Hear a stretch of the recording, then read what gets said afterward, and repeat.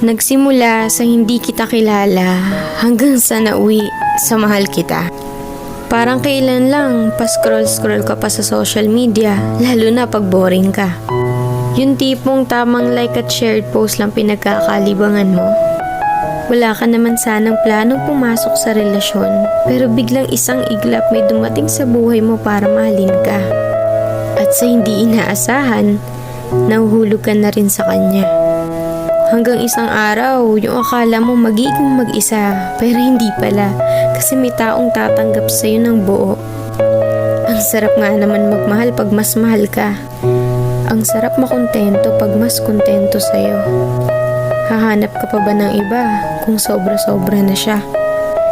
Kaya nga sana wala na lang niloloko para wala na lang nasasaktan.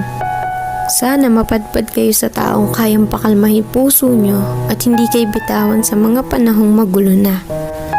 Kasi sa totoo lang, iba yung saya pag nasa tamang tao ka na. Yung tipong kahit hindi mo siya palaging kasama o nakikita, alam mo hindi niya magagawang ipagpalit ka sa iba. Kasi una pa lang, ikaw lang talaga nag-iisa sa buhay niya.